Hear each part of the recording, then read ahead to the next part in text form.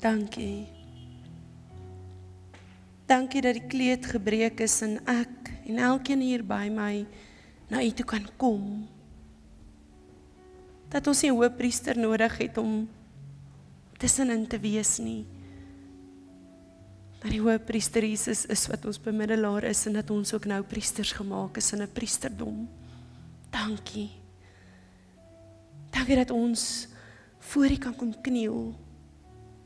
En Here, in afhanklikheid wil ons voor U kom staan vandag en vra dat die Heilige Gees deur elkeen van ons werk. Maak ons ore oop om te hoor, dit wat ons lankal dalk nie wou hoor nie, of dit wat ons lankal weet om weer opnuut te vuur in ons wakker te maak. Mag ons die Heilige Gees vuur in ons laat groei, sodat die wêreld daar buite U liefde in ons kan raak sien. Wanneer ons nou stil staan in die skrif en wanneer ons praat met mekaar daaroor, Here, wees ook daar by ons en help ons om met vrymoedigheid ons harte te kan deel. Help my om met vrymoedigheid U hart te kan deel. En mag alles wat ons doen vir U aanneemlik wees. In Jesus naam. Amen.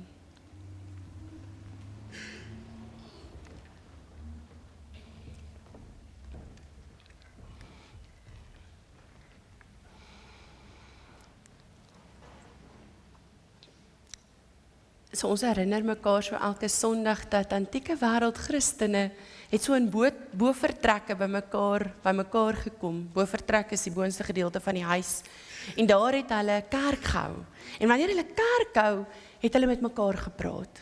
Want wanneer ons mekaar praat, dan deel ons stories van Jesus met mekaar. En ons deel ons verstaan.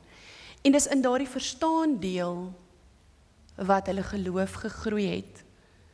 En daarom, as ons Sondag hier sit, dan begin ek so met 'n gespreksvraag en ek eindig met 'n gespreksvraag. Want is ons tyd om met ons familie te kan deel, wat ek verstaan, wat ek hoor, en dan na die tyd, wat ek reflekteer op dit wat ek gehoor het. En dalk voel ek anders, want dis hoe ons groei as Christene saam. So daarom vanoggend se gesprekvraag is miskien 'n maklike een of miskien 'n moeilike een. Die vraag is, wat is die evangelie? En ek wil vra dat jy dalk met iemand langs jou, en ek weet partykeer het sielkunde ons oortuig dat 'n introvert hou nie daarvan om te praat nie. Maar ek wil vir jou sê, die evangelie daag jou uit jou gemaksone uit. So, hoe moeilik dit ook al is, probeer dit. Want God is 'n verhoudingsgod. En hy wil hê dat ons verhouding moet bou.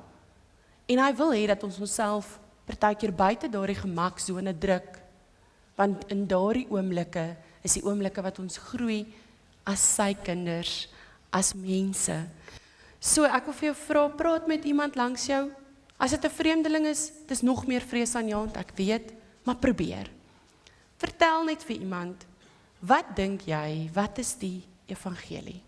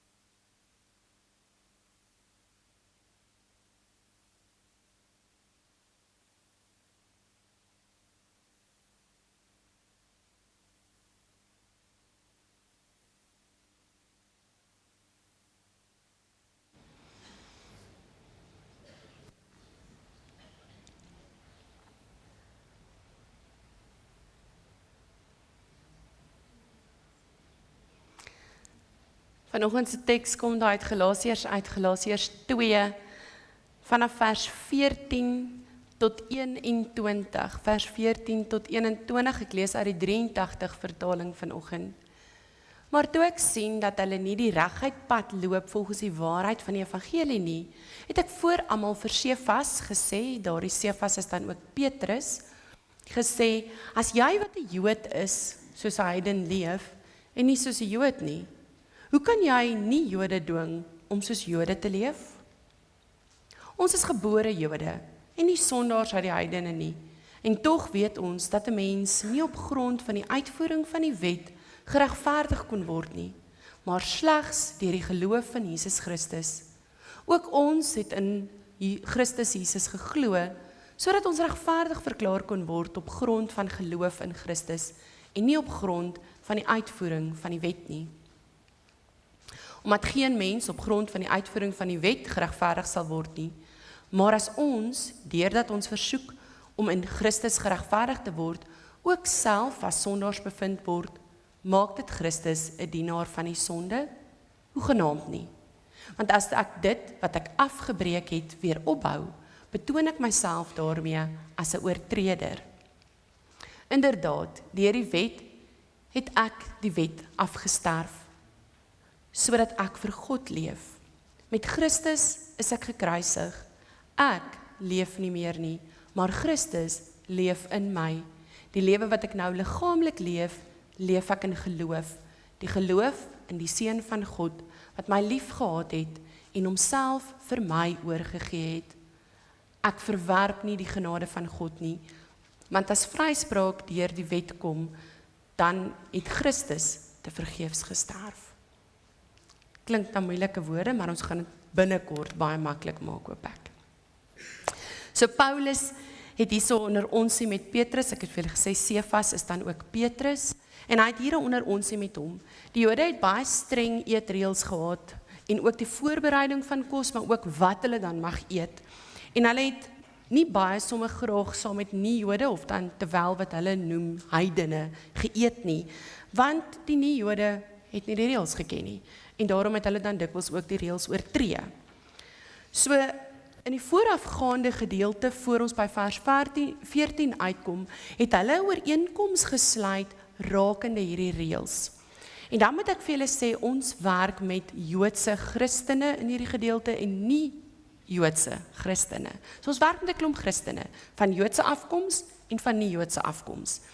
En alle reëls wat hulle dan nou opgestel het, is dat hulle vir mekaar gesê het, maar ons kan almal saam eet, ten spyte van die feit dat ons as Jode reëls het, en ons gaan nie hierdie reëls wat ons het, probeer toepas op die nie-Jode nie, maar ons gaan steeds kan saam eet. So, dus was daar nog van hierdie Joodse Christene, wat alle eetreëls nagekom het. En dis oké, want dis nie 'n probleem nie, baie dikwels dan kom ons goed na, omdat dit 'n gewoonte is, dit is 'n gewoonte gevorm, dat ek het so groot geword, vanuit my ouerhuis, en daarom hou hulle aan om dit te doen. Die probleem is nie, dat hulle die reël nakom nie. Die probleem kom egter daarin, dat hulle hierdie gewoonte wil weergee, as 'n wet wat nagekom moet word, ter wille van die Here. So, en dan wanneer hulle hierdie gewoonte, hierdie wet wil maak, dan is hulle ook besig om sekere mense uit te sluit, of af te maak as daardie kan nie Christene wees nie, want kyk wat doen hulle. Hulle kom nie hierdie wet na nie. So, aanvanklik het Petrus homself ook saam met die nie-Jode geëet, en dit was nie vir hom 'n probleem nie. Maar toe daag daar 'n klomp verkrampte Joodse Christene op, en toe hulle daar opdaag, het hulle daarop aangedring dat die nie-Jode nie meer saam met hulle kan eet nie, want hulle kom nie die reëls na nie. En daarom het Petrus en 'n paar van hulle opgehou eet, saam met hierdie nie-Jode. Daarom kom Paulus hier aan, en dan beskuldig hy vir Petrus, dan sê hy vir hom, Petrus, as gevolg van hierdie wat julle gedoen het, het julle die waarheid van die evangelie gaan verdraai. As gevolg van die feit, dat jy geluister het na hierdie verkrampte ou Joodse mense, wat Christene is, het jy die waarheid van die evangelie gaan verdraai. Nou wat is evangelie, dit was julle heel eerste vraag, wat julle so onder mekaar bespreek het. God die Vader het gekom en hy het sy seun gegee. Jesus het oorwin, hy het my sondes weggevat deur die daad van oorwinning, en hy is weg, en hy is die weg tot 'n verhouding met God die Vader. Hy is ook die weg tot 'n stuk vryheid, wat elkeen kan beleef wat in hom glo, en hy is 'n ewige lewe, die weg tot ewige lewe.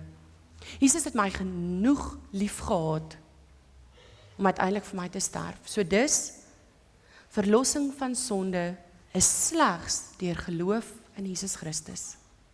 Verlossing van die sonde is deur geloof in Jesus Christus. En hoe het Paulus gekom in hierdie evangelie verdraai? Paulus het gekom en hy het uiteindelik die reëls gaan staan en verander. Omdat hy moontlik huiwerig was, hy wou nie met hierdie moeilike Jode praat nie. En in steede daarvan om hierdie moeilike Jode reg te help en vir hulle te sê dat hulle op 'n verkeerde pad is deur dit so te doen, en vir hulle te sê dat dit 'n verkeerde manier is om die evangelie uit te leef, het hy net opgehou om saam met die nie-Jode te eet. Het hy besluit, dis makliker om nie saam met hierdie ouens te eet nie, en hierdie mense se reël na te kom, en te luister na wat hulle sê. En dan kom Paulus en dan sê hy skryf hierdie gedrag toe daaraan dat Petrus die grondslag van regverdiging en die werk van Christus misverstaan het. Met ander woorde, hy sê vir hom, Petrus, ek dink jy het hierdie gedoen, want jy verstaan nie eintlik die evangelie nie. Jy verstaan nie dat jy geregtig is, regverdig gemaak is deur Christus nie. Jy verstaan nie hoekom Christus gekom het, en die werk wat hy dan uiteindelik kom doen het vir jou nie. Daarom kom Paulus en dan leer hy al vir Petrus weer van vooraf wat die evangelie behels. En op so 'n manier stel Paulus dan Petrus, sowel as die Galasiërs wat die verkeerde verstaan het, reg. Dan sê hy vir hulle die volgende. Paulus sê daar in 2 vers 19, die wet het my dood meegebring. Ons hoef nie meer ons verlossing te probeer verdien, deur allerhande klomp reëls te probeer nakom nie. Ons hoef nie meer ons verlossing te verdien deur goeie werke te doen nie. Daardie nakoming van reëls het eintlik maar net gelei tot die dood. En dan sê hy verder, ons leef nou vir God. Nou is die reëls nakoming nie meer belangrik nie. Vader sê hy vir hulle, ek is saam met Christus gekruisig. Ons kry nou al deel aan die ewige lewe deur aan Jesus Christus te glo. Slegs deur geloof word ons regverdig gemaak. Slegs deur geloof in Jesus is regverdiging moontlik. Nie deur die werke nie, nie deur die reëls nie. Hy sê verder meer, ek leef nie meer nie, maar Christus lewe in my. Ons deel in die voordele van Jesus se dood.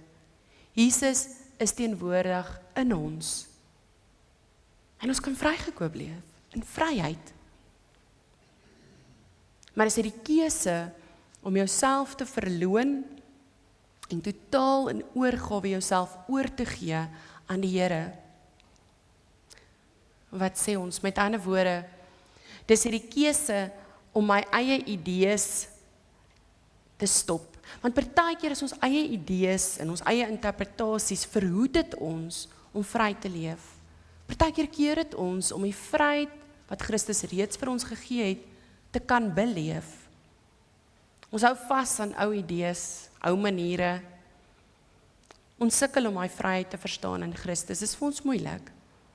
As ons dit verstaan, sal ons regtig kan vry leef. Eerder as om aan te hou probeer werk vir 'n verlossing, om aan te hou probeer werk dat die Here tog net asseblief my moet goedkeur. Ons wil presteer. Ons dink wanneer ons presteer, dan kan ons verdien. In steede daarvan, wanneer ons liefhet, wanneer ons aanvaar, wanneer ons onsself opoffer, dan kan ons verdien. Ons dink dikwels, ek moet presteer om te verdien.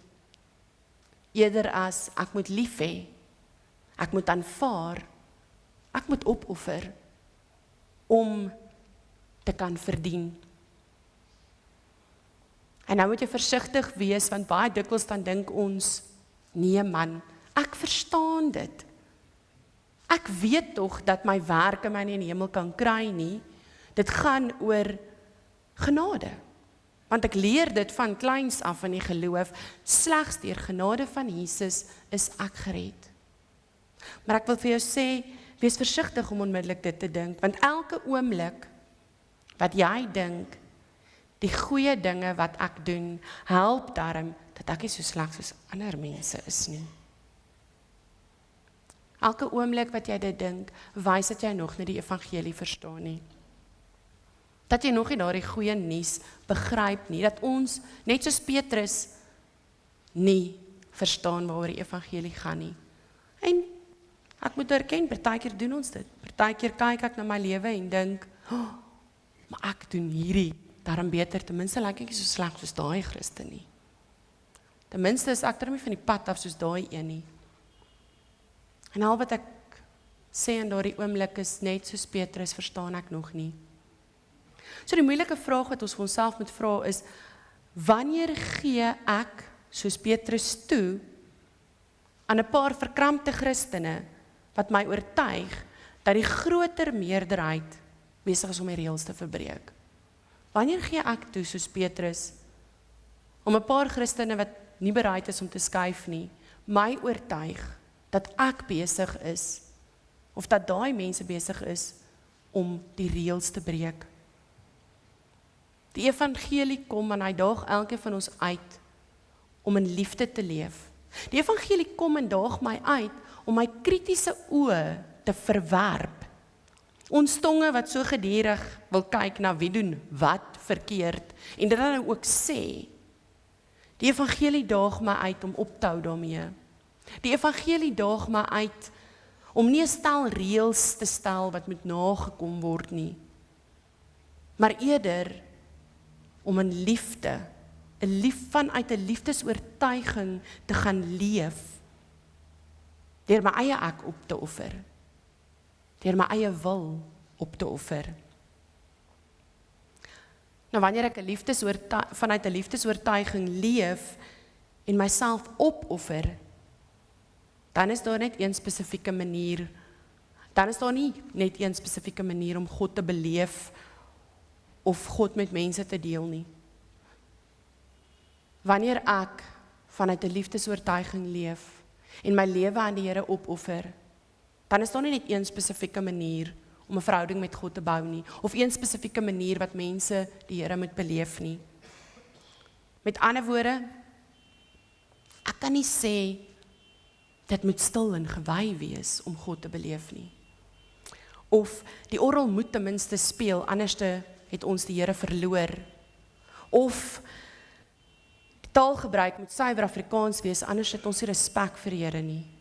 Of die kinders moet asseblief net om hemelsnaam stil sit in die banke, want anderste is ons nie besig om die Here te eer nie. Dan is ons nie besig om by God uit te kom nie. Al die dinge wat ons so maklik sê, so maklik doen, so maklik dink, is alles net dinge soos waarmee Petrus besig is hier in Galasiërs. Al daardie dinge is besig om die evangelie iets te maak wat dit nie is nie. Wanneer die evangelie kom en my uitdaag om my eie opinies eenkant te skuif, om Christus se leefwyse en idees te deel, deur 'n stuk liefde en aanvaarding te gaan leef, om Christus se waarheid te ken en uit te leef, om sy storie met ander mense te gaan deel, selfs die wat nie soos ek lyk, of dieselfde taal het as ek nie, dan is ons fokus reg. Dan is ons besig met die evangelie, en dan is ons besig om die evangelie reg uit te leef. Dan is ons besig om waarheid te verkondig. Christus kom en sy radikale anders wees, is die feit dat hy liefde betoon, wanneer mense nie liefde moet kry nie. Sy radikale anders wees is die feit dat hy kan sê, daardie reëls is irrelevant. Liefde bo alles. En aanvaarding, dis belangrik.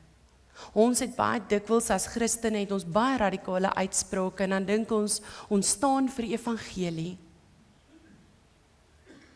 Want ons kom nie agter ek staan vir myself en vir dit wat vir my belangrik is en my gemaksone is nie. So die groot moeilike vraag is, waar verdraai ek die evangelie soos Petrus? Waar stel ek 'n klomp reëls op of gaan haal dit dalk uit die Joodse kultuur uit, want ons doen dit, of ek gaan haal dit dalk uit die Afrikaanse kultuur uit? Waar probeer ek nog 'n klomp eise nakom, of selfs 'n klomp eise stel aan ander Christene? En dan wil ek vir jou waarsku, soos Paulus vir Petrus gewaarsku het vanoggend, en dan wil ek myself waarsku, soos Paulus vir Petrus gewaarsku het. Jy wat 'n Afrikaanse burger is, leef lankal nie meer soos 'n Afrikaanse burger of 'n Jood nie. Wie gee jou dan die reg om mense wat nie Afrikaanse burgers is nie of nie Jode is nie, te dwing om nou skielik allerhande nuttelose Afrikaanse of Joodse gebruike na te kom? Mag ons die hart van die evangelie verstaan. En mag ons daardie liefde gaan leef. Mag die evangelie ons dwing uit ons eie gemaksone om te besef dat dit gaan oor liefde en aanvaarding. Dat dit gaan oor 'n geloof in Christus, die man wat gekom het om liefde te betoon.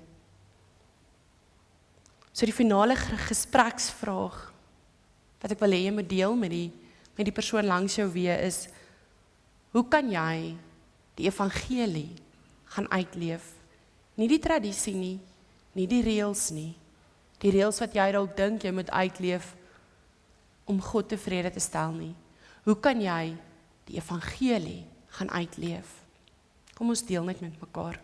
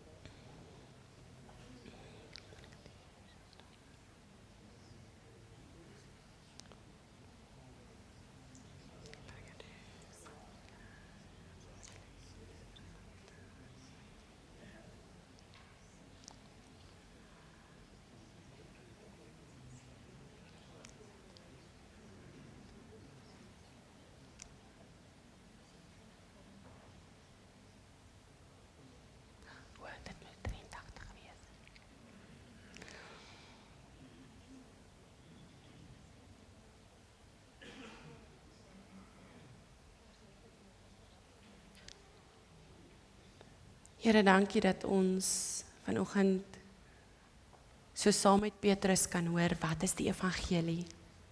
Vader, en werk in elkeen van ons hart en help ons om opreg die evangelie te gaan uitleef, ons hartsbegeerte is verhouding met U. Dis waarom ons harte vir Jesus gegee het. Dis waarom ons hier is. En mag ons elke dag meer en meer verstaan wat die evangelie is. 'n diepe verstaan, sodat ons daardie liefde en daardie genade kan gee vir ander. Mag ons 'n geloofsfamilie wees, wat U evangelie aan die wêreld bekend maak, deur wat ons doen, wat ons dink, wat ons praat. Dankie, dat ons vanoggend, saam met Petrus, kan hoor dat ons harte moet ondersoek. En dankie dat U ingryp in ons lewens elke dag, sodat ons meer en meer soos Jesus kan leef. In Jesus naam, amen.